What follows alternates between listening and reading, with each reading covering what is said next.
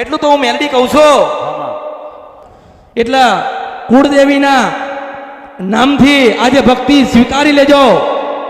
કુળદેવીના ભક્તિના જે ભજનના કે કુળદેવીના સાનિધ્યમાં ના જતા હોય તો જજો. ગામડે કદાચ તમારા પૂર્વજો તમારી માને મૂકીને ગયા હોય તો એની ખબર લેતા રહેજો.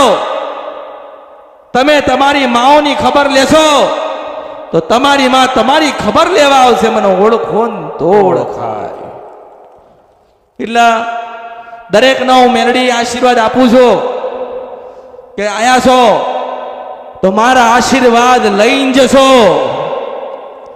આયા છો તો ચાર વાત સારી કરી છે એ સાંભળીને જજો.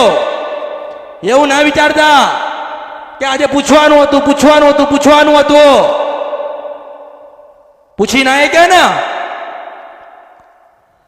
પણ એક રવિવારે રાત્રે સપનામાં 3 વાગે મળવા આવીશ. મને ઓળખો ને તો ઓળખાય. અને જે કઈ લાવો છો મારા માટે લાયા ને કે 100 રૂપિયાનો શણગાર લાયા કે 100 રૂપિયાનો ફૂલોનો હાર લાયા તો મંગળવારે 201 રૂપિયાનો તમારી માને પહેરાવજો. કારણ કે હું માં છું અને તમારી માં ઘરે બેઠી છે. મારી જરૂર પડી તો એની તો વધારે પડશે અને એના થઈ જશો, એના બનીને રહેશો.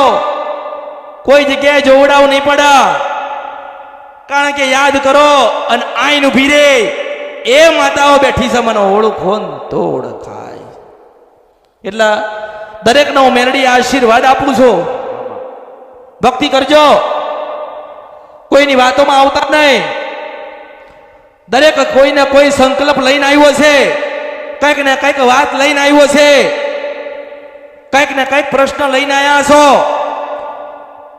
તો મંગળવારે તમારી કુળદેવીનો ઉપવાસ ચાલુ કરીને સાંજે 7 વાગે તમારી કુળદેવીની આરતી દરેકને કહું છું કરજો. આરતી કરો અને આરતીમાં મગ્ન થઈ જજો. જો તમને તમારી માના દર્શન ના થાય બર્યું મારા અવતારમાં ખોટ પડ્યો કહેવાય.